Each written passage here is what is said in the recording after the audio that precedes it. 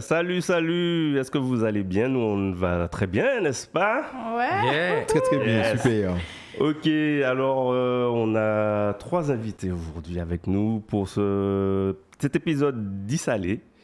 Alors d'abord, je vais remercier nos petits sponsors, hein. On a quand même des sponsors, notamment qui nous fournissent les lieux, hein, n'est-ce pas? Nasdi, monsieur Roland Rattenant qui est avec nous ce matin.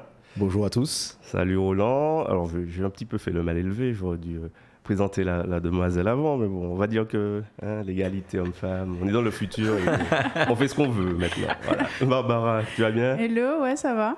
Ça va bien? Ouais, merci de Merci d'être là. m'inviter dans ta première.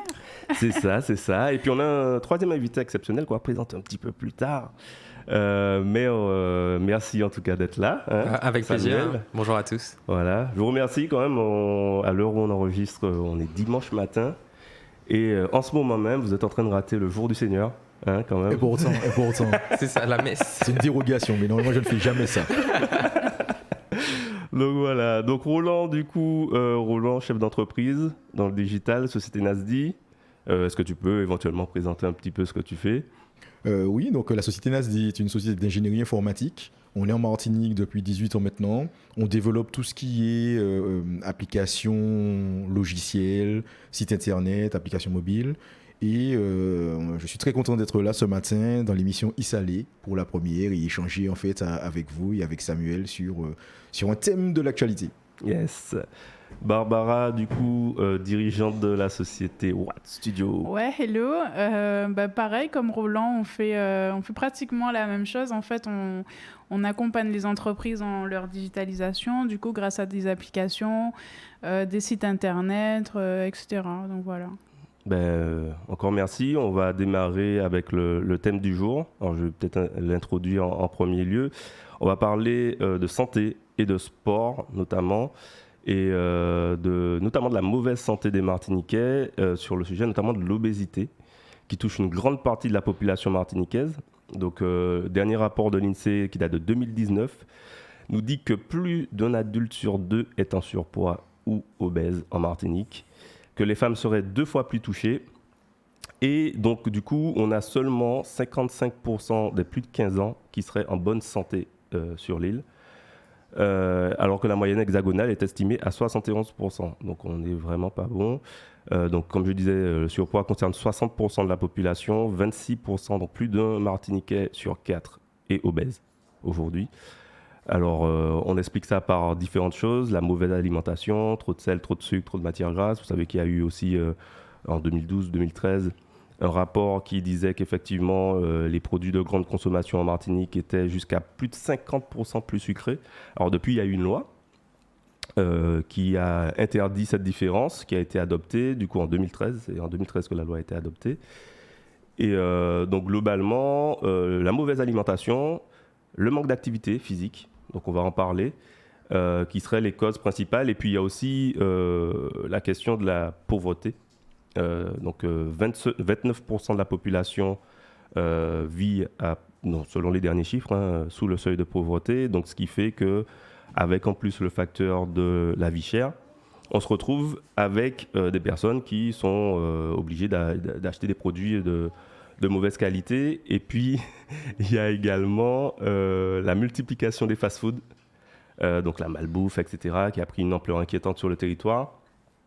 Donc l'un des plus gros marchés fast-food de la Caraïbe, en Martinique, avec une dizaine d'enseignes, donc peut-être même plus aujourd'hui parce que ces chiffres-là ne sont pas forcément à jour. Donc c'est assez énorme et ça fonctionne très bien. C'est peut-être même ça le problème. Donc on sait que la malbouffe, du coup, maladie chronique, etc., diabète, hypertension artérielle, qui sont les premières causes de mortalité en Martinique avec le cancer. Et d'ailleurs, le cancer qui lui-même peut être lié à des problématiques d'alimentation. Donc il y a différents sujets, chlordécone, etc. aussi à intégrer là-dedans.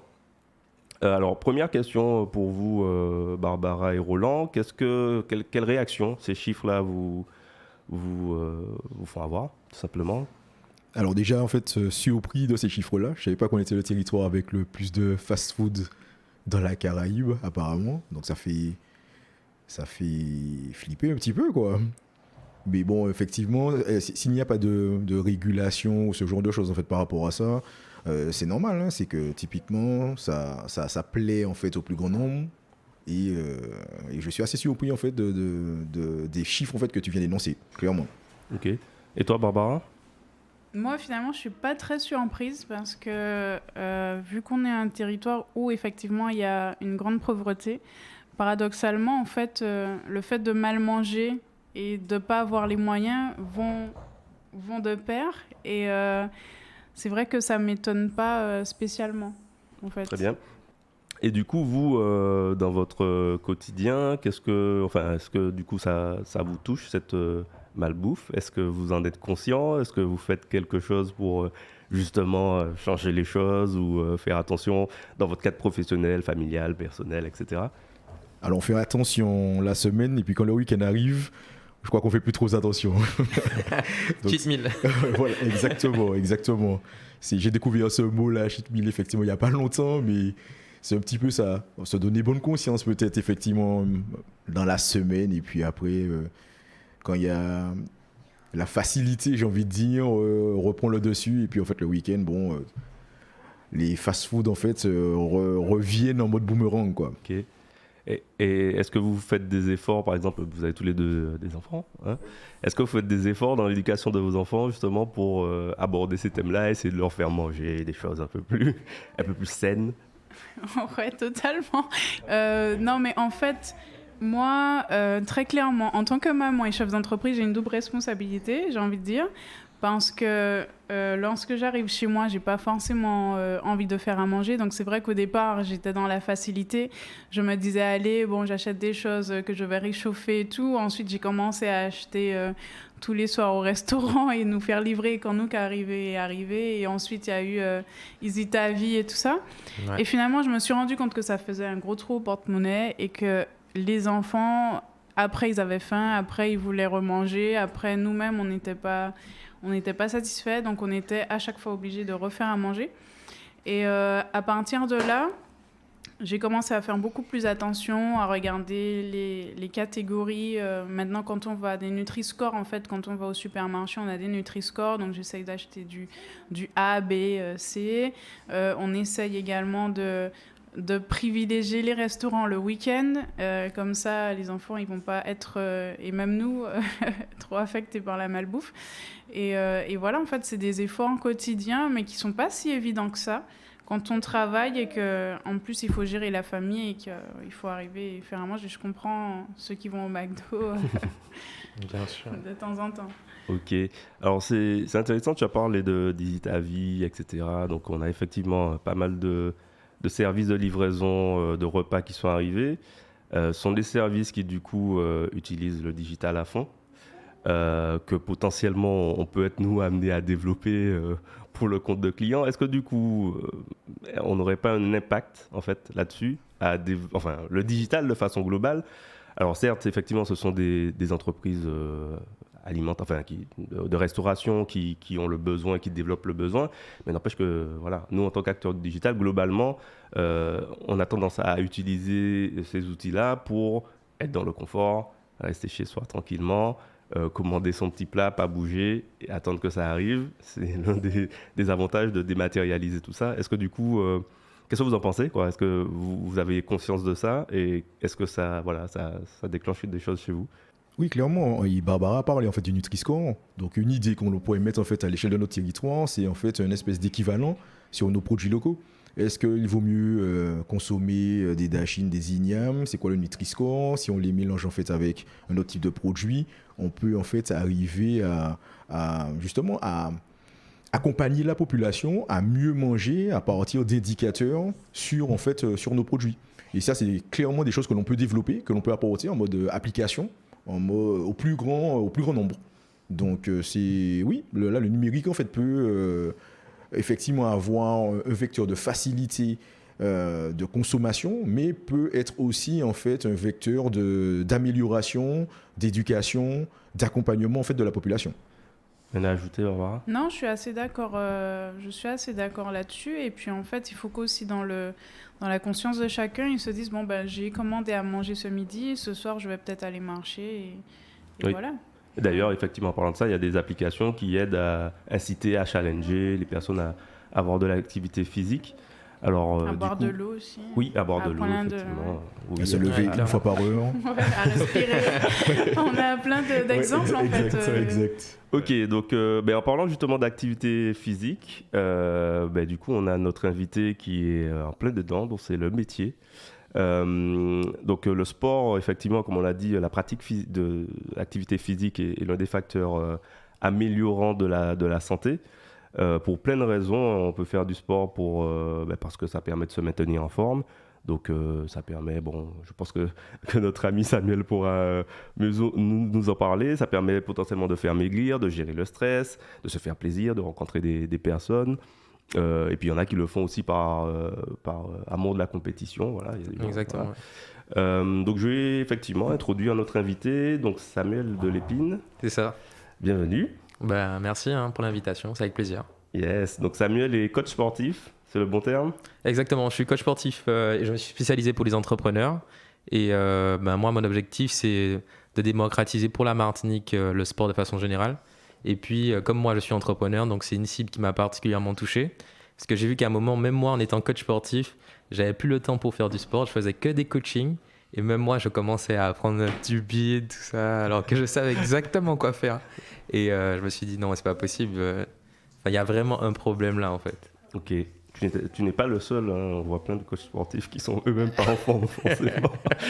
Donc on comprend effectivement que c'est pas simple, c'est simple pour personne quoi en fait. Ouais, clairement. Et d'accord, et du coup c'est depuis ça que tu proposes tes services donc spécialisés vers les chefs d'entreprise? Voilà, c'est ça. C'est depuis ça où je me suis dit qu'il y a vraiment un problème. Et j'ai senti que les chefs d'entreprise pouvaient avoir un réel impact aussi sur la Martinique de façon générale, parce que si les entreprises ont des salariés ou simplement...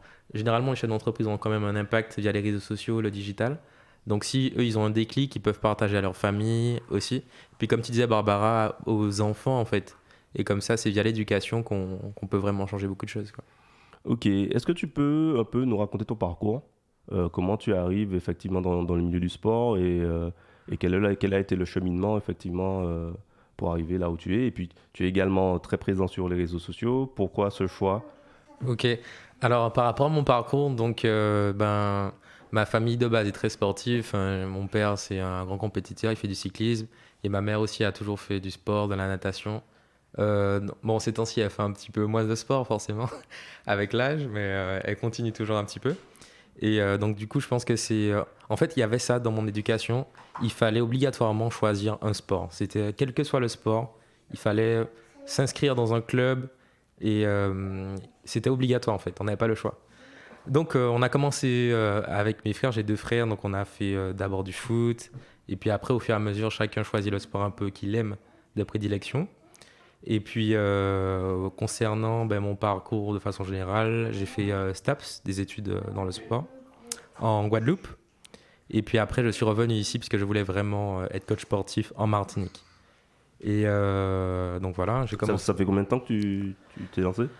Ça fait maintenant 4 ans que je me suis lancé. J'ai toujours voulu être entrepreneur, donc j'ai commencé par donner des cours en salle, mais toujours avec le statut d'auto-entrepreneur, où je faisais facturer mes prestations. Et puis avec le Covid, la salle où j'étais a fermé. Donc j'ai dû me débrouiller. C'est là que j'ai commencé à poster à fond sur les réseaux sociaux, Instagram et LinkedIn. Qu'est-ce que ça a changé du coup dans ta pratique professionnelle? Du coup, en fait, c'est là que j'ai vu que les réseaux sociaux avaient vraiment un impact, parce qu'au début, j'allais vraiment plutôt avec le bouche-oreille ou aller parler aux gens directement. Mais j'ai vu que, en fait, en postant sur Instagram ou en postant sur LinkedIn, mais j'ai l'impression que la plupart des gens, même moi, on passe énormément de temps sur nos téléphones devant l'ordi. Donc, tout de suite, j'ai vu en fait ce levier-là où j'avais beaucoup plus d'impact, que ce soit un impact via le sport directement, mais aussi pour la clientèle en fait. J'ai vu que c'était un levier pour faire croître mon business. Donc c'est là où je me suis lancé à fond. Et puis je me suis formé beaucoup sur YouTube aussi, parce qu'il y a aussi une façon de poster. une façon de communiquer. Donc c'est un vrai travail en fait aussi de savoir communiquer sur les réseaux. Jusqu'où tu veux aller sur cette dynamique-là Alors, la question est double sur les réseaux sociaux, mais également sur la question de adresser les chefs d'entreprise, puisque tu es très présent sur LinkedIn. Exactement. Donc c'est vrai que ces temps-ci, je poste tous les jours, même des fois 2 fois par jour. Et d'ailleurs, c'est comme ça qu'on s'est rencontrés. C'est là que tu m'as envoyé un petit message pour enregistrer le podcast le lendemain. Et au final, sur le lendemain, on est là en train d'enregistrer le podcast. Donc c'est juste incroyable. Et en fait, non seulement il y a, en termes d'impact, mon but c'est déjà d'impacter mon territoire, donc la Martinique. Hein. Donc ce serait super si je pouvais à mon échelle impacter le quotidien des Martiniquais. Je trouve ça déjà pas mal. Et puis en fait, par rapport à ma vision d'entreprise, j'avoue, je sais pas, elle n'est pas totalement claire. Hein. C'est au fur et à mesure que j'explore.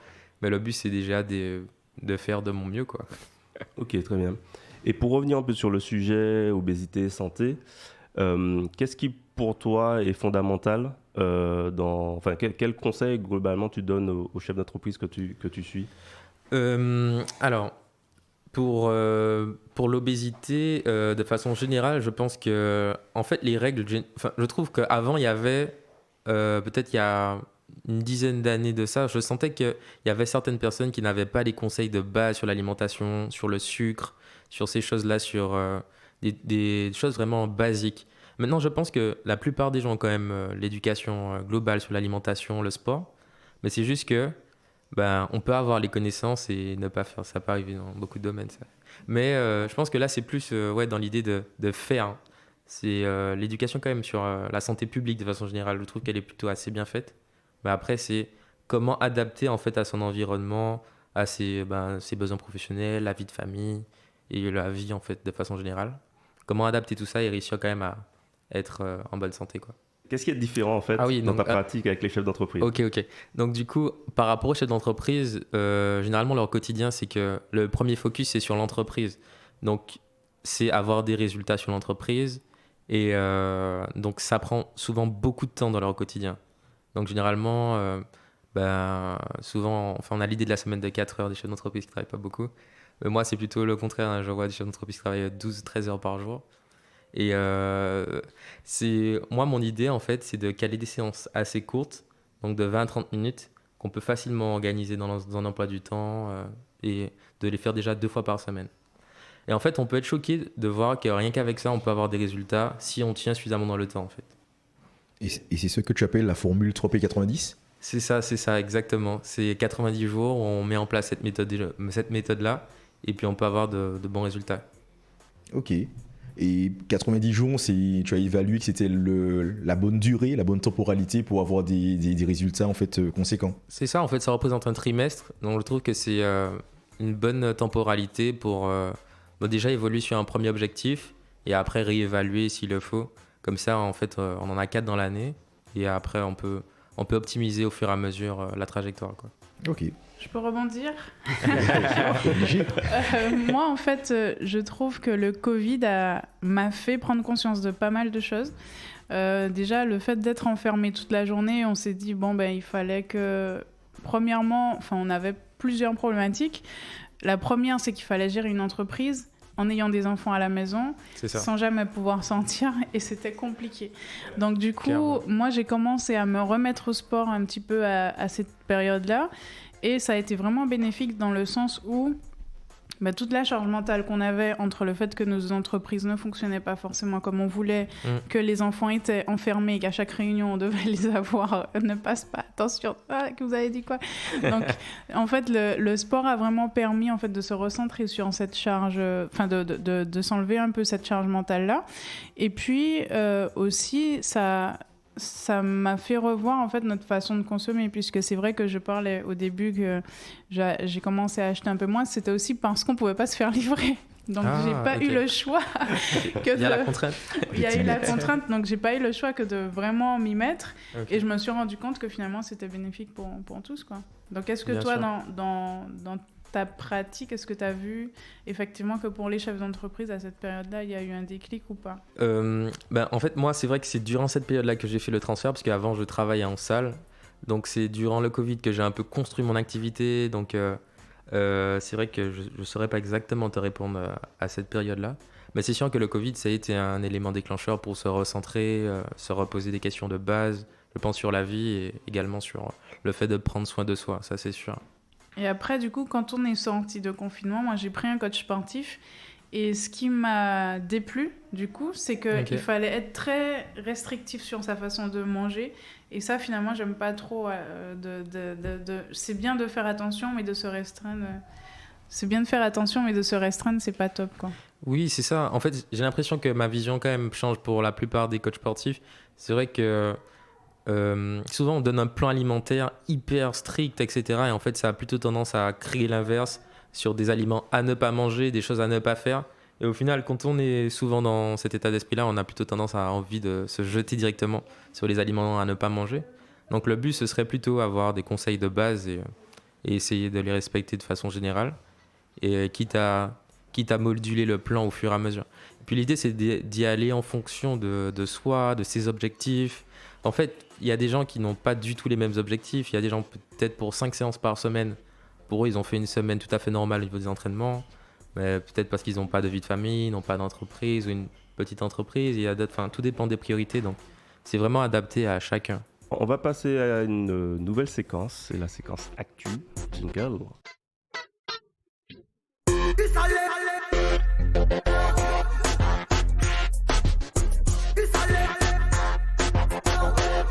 C'est Roland du coup qui nous propose l'actu du jour. Oui. Du coup, avec une application, enfin une oui, ça s'appelle ce portail. Voilà, une démarche en fait, une démarche open data autour effectivement donc de la santé, qui permet de récupérer un ensemble de données autour des pesticides et plus particulièrement du chlordécone. L'idée en fait, c'est effectivement l'Université des Antilles qui, dans un appel à projet de l'ARS, a décidé de mettre en place un portail qui se chargera de récupérer un ensemble en fait, de données autour des pesticides. C'est à destination, premièrement, des chercheurs, pour qu'effectivement ils puissent récupérer ces données et faire leurs travaux de recherche par rapport à ça. Et dans un deuxième temps, c'est plus ouvert aussi à la population pour savoir en fait quel serait l'état de nos sols, l'état de l'eau, d'un ensemble en fait d'éléments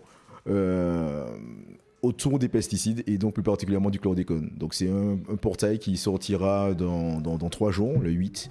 Et ça fait partie de notre actualité et ça rentre clairement dans le thème pour mieux consommer, pour savoir comment se trouve l'état de notre territoire autour de l'alimentation en fait, de façon générale.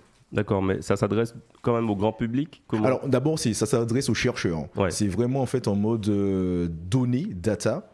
Open data, l'idée c'est d'aller vraiment récupérer un maximum de données sur ce qui existe déjà, sur qualité de l'eau, qualité des sols, etc. pour que les chercheurs puissent en fait agréger ces données et en faire des recherches, en fait, faire de la recherche autour de ça.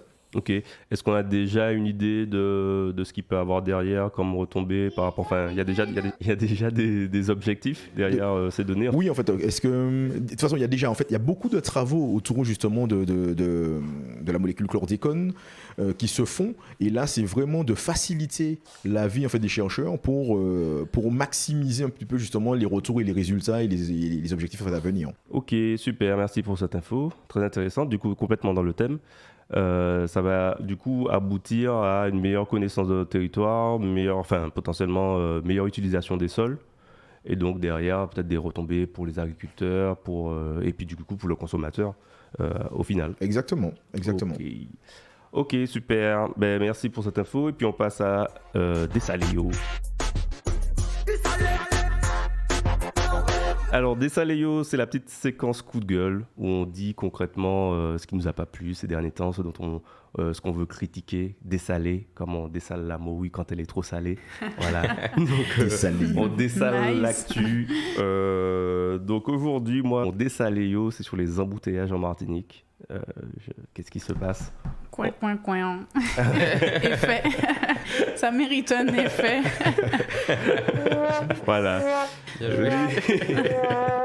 Les embouteillages, enfin, on a toujours connu des embouteillages, mais là, globalement, c'est tout le temps. C'est Et oui, tout le temps, à n'importe quelle période. N'importe de la quelle vie. heure, c'est ça. Voilà. ce mardi-là, c'était juste en fait un nightmare. Ouais, C'était ouais. un cauchemar mardi. Ce Qu'est-ce qui mardi, s'est moi, passé je suis parti à 6h. J'ai pris 1h20 Ouais. pour arriver à Fort-de-France. Mais on dirait en fait que tous les décembre, c'est pareil. Moi, j'ai constaté que chaque décembre, il y a autant de Ouais, il y a bouchons en peut-être des fait. cycles, mais... Ouais. Mais les gens, ils sortent plus tôt pour aller acheter ou j'en sais rien. Pourquoi on est bouché pendant Bah, à 2 6h du heures. matin, quand même, mardi, ça c'est... Ça, c'est énorme. Ouais, C'est ça, puis des bizarre. fois c'est n'importe quelle heure, enfin des fois tu te prévois un Non, créneau mais oui. Ouais, c'est vrai. pour Du ne coup, pas avoir d'embouteillage. et au Du coup, final, il faudrait presque tout le temps prévoir d'être en retard. Mais du coup, tu es tout le temps en avance. Du coup, tu perds du temps. Enfin, c'est toujours la même chose. Exactement. Tu perds du temps dans les embouteillages. Moi, je déteste ça. ça le C'est truc. vrai, ouais, tout le monde. Je rêve d'avoir une voiture autonome. Ah, je suis dans les embouteillages, je bosse. Au chauffeur, mais bon. Ça s'appelle le chauffeur, voilà. Ouais. Peut-être que c'est le bon moment d'écouter le podcast sur les embouteillages. Oui, voilà, c'est ça. Voilà. Du coup, si vous êtes dans les embouteillages, voilà.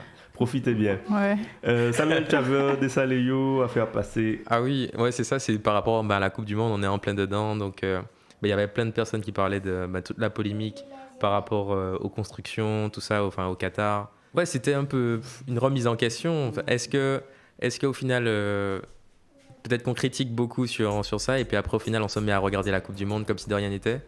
Donc je sais pas, parce qu'au final je la regarde aussi. Non, mais c'est vrai que c'est intéressant en tant que sportif, du coup.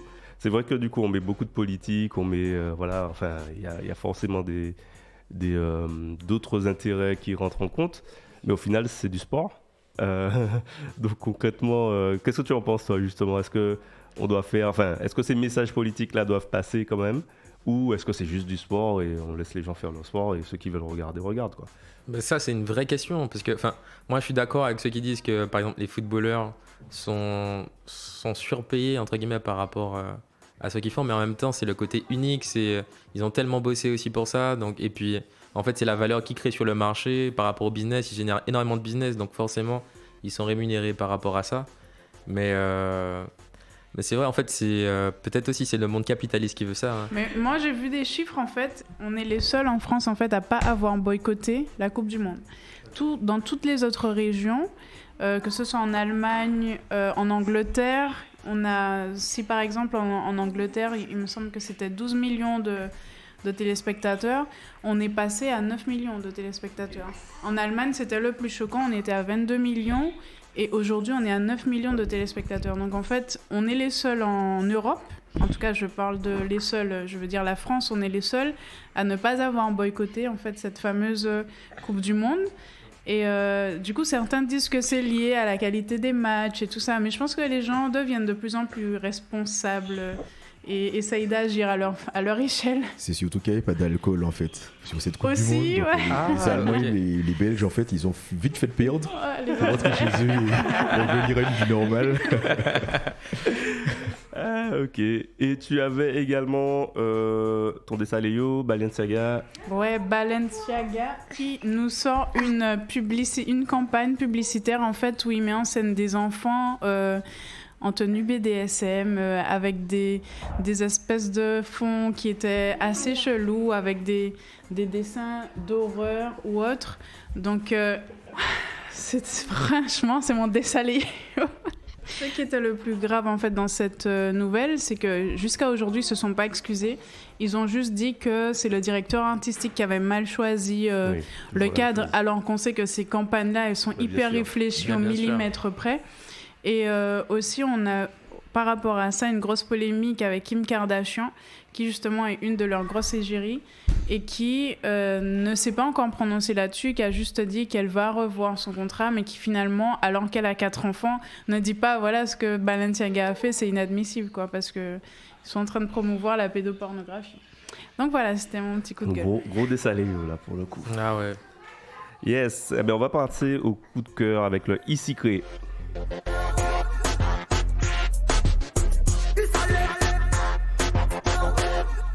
Yes, alors moi pour rester dans le thème, j'avais un Icycré pour monsieur Yuri Rotin, donc, qui est le créateur du Fitness Ballet. Je ne sais pas si vous connaissez le Fitness Ballet. Oui, j'ai entendu. Ouais. Donc Yuri Rotin a créé, enfin pendant la période Covid, a lancé le Fitness Ballet Digital. Et donc j'avais un peu suivi parce que du coup il avait été lauréat de l'appel à projet Covid de la CTM. du coup, en préparant l'émission, j'ai été voir s'il continuait en fait son fitness ballet digital, et c'est toujours le cas. Sur son site, on peut acheter des sessions de fitness ballet digital. Et donc, du coup, j'ai trouvé ça super sympa. Sur Facebook, il met des extraits de 5 minutes, notamment sur la partie échauffement. Et je trouve que c'est une démarche super intéressante et du coup qui perdure. Donc voilà, Issy-Cré. Et donc Samuel, tu avais également un Issy-Cré. Oui, c'est ça. Mon Issy-Cré, c'était plutôt... je suis quand même content après le Covid qu'on ait pu reprendre les activités ensemble, en groupe. Parce que le but, c'est quand même Enfin, on est des êtres humains, donc des animaux sociaux, entre guillemets. Donc, c'est important de pouvoir partager et de pouvoir faire du sport ensemble. Tout à l'heure, en préparant, on se disait effectivement que c'était difficile de trouver des choses positives. Ben voilà, la reprise. Concrètement, ça prend du temps, mais on y arrive. Et peut-être qu'avec la reprise, on sera dans un mood un peu plus positif. On arrive du coup à la fin déjà de ce podcast. Je voulais vous remercier du coup de votre participation. Est-ce que éventuellement vous avez des choses à dire, des actualités à faire passer avant qu'on conclue cet épisode? Une chose à faire passer, effectivement, c'est autour du digital. On va lancer effectivement une méthodologie pour aider un maximum d'entrepreneurs, d'entreprises en fait à intégrer en fait ce monde numérique en lançant en fait Digital Bocainou. Donc c'est quelque chose qui est pour nous, près de chez nous, c'est en Martinique et on a envie en fait de partager avec les entreprises en fait notre univers et notre monde autour du numérique. Ok, merci Roland. Barbara, une actualité ou à tout beauté? Tu n'as pas parlé d'à tout beauté d'ailleurs? Ouais, à tout beauté, on est en période de Noël, donc on est en plein rush et c'est génial. Et on se rend compte que beaucoup de gens finalement qui sont excentrés utilisent nos services, et ceux qui sont en dehors de la Martinique, donc voilà, c'est top. Ok, cool. Samuel, un dernier mot? Si vous voulez me suivre, c'est sur Instagram, Sami-coaching. Et en ce moment, pour décembre, je poste tous les jours sur LinkedIn ou Instagram. Donc j'essaie de partager des pépites pour aider les gens à faire plus de sport et puis à prendre soin d'eux. Ok, super, merci. Je pense qu'on a fait le tour. Je vous remercie encore une fois. Merci. C'est des échanges très intéressants. J'espère que ça vous a plu. Vous qui écoutez notre podcast Issalé. On revient très bientôt. Et puis d'ici là, bon vent, hein, avec un peu de piment. Ok, ciao. Allez, à plus tard. Ok, Ciao. à plus. Ciao. Ciao.